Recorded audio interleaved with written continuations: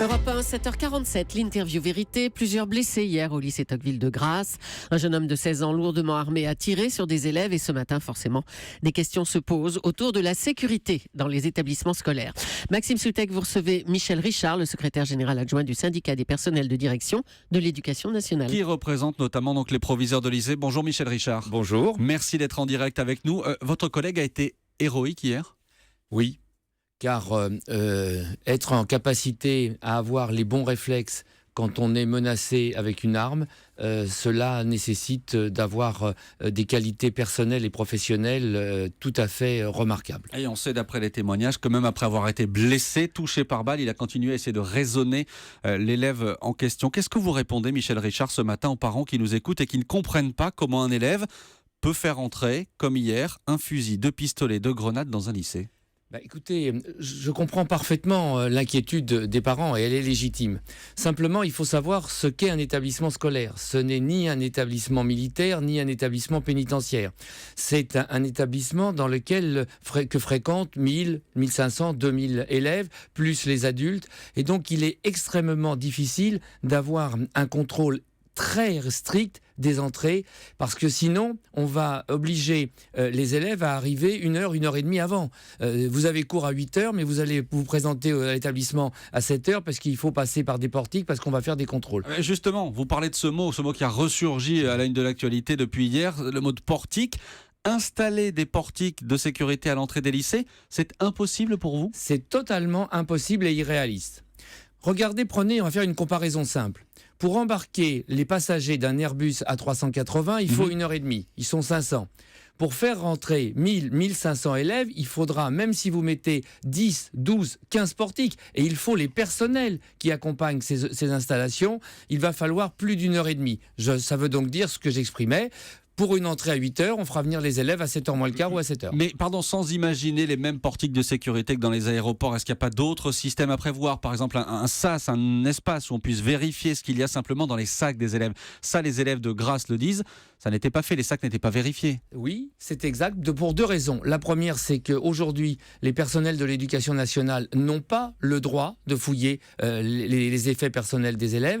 Et puis par ailleurs, même cause produisent les mêmes effets. Si on doit fouiller les effets, ça va prendre énormément de temps et on va avoir plus de troubles que d'amélioration de la sécurité. Ce que l'on peut faire, c'est renforcer la sanctuarisation des établissements. C'est-à-dire demander aux collectivités territoriales, les régions et les départements qui sont propriétaires des bâtiments, de bien poser des clôtures, de bien sécuriser les accès avec 1 ou 2 accès, d'avoir des caméras de vidéosurveillance, d'avoir du personnel derrière les caméras, parce qu'une caméra sans intervention humaine, ça ne sert à rien. Et puis éventuellement, ce que nous proposons depuis plusieurs temps, c'est de réfléchir à l'éventualité d'avoir des personnels spécifiquement dédiés à la sécurisation de nos établissements. Vous ne dites pas vigile ?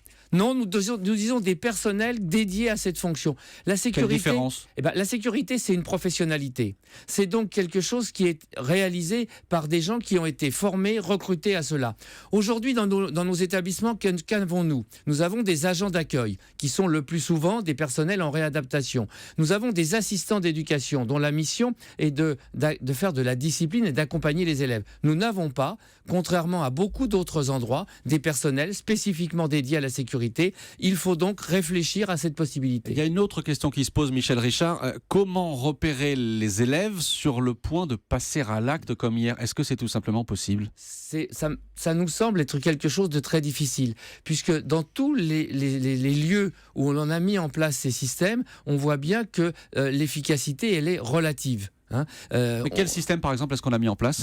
Vous savez, par exemple, les entrées, les contrôles à l'entrée aux frontières, les contrôles sur pas mal d'endroits sensibles. On voit bien que c'est très difficile de déterminer à l'avance, simplement en regardant quelqu'un, s'il va passer à l'acte ou pas. Sauf que là, c'est plus que regarder. Vous vivez, vous aussi, les proviseurs, les enseignants vivent au milieu des élèves, ou en tout cas observent les élèves à longueur de journée. Alors, ce sur quoi nous sommes très mobilisés depuis maintenant plusieurs années, c'est sur les modifications modification de comportement des élèves. C'est-à-dire qu'on sait aujourd'hui qu'un adolescent, c'est un comportement standard, et quand il se modifie brutalement, là on est alerté. Malheureusement, dans le cas de ce jeune, et c'est souvent la situation est identique, eh ben, il n'y a pas de signes avant-coureurs qui permettent de déterminer qu'il va passer à l'acte. Vous, comme proviseur, vous avez craint que ce genre d'événement dramatique puisse se produire dans votre établissement ? Nous y pensons pas tous les jours, mais nous savions qu'il y avait des menaces depuis de nombreux mois qui avaient été proférées.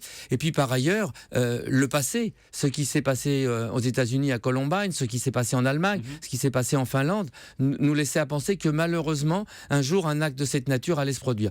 Je voudrais simplement dire que les procédures mises en place depuis plusieurs mois ont montré leur efficacité hier. Notamment procédure antiterroriste ? Tout à fait. Les comportements à l'intérieur ont été des comportements matures et responsables. On n'a pas vu ce à quoi on a assisté par exemple à Nice, où des gens s'approchaient du camion pour lui dire qu'il s'était trompé de rue. On a eu des comportements responsables et on a eu surtout une intervention extrêmement rapide et efficace des services de sécurité de l'État qui étaient là en un temps record et qui ont pu procéder à l'arrestation et prendre en charge toutes les victimes de cet acte. Merci Michel Richard, secrétaire général adjoint du syndicat national des personnels de direction de l'éducation nationale.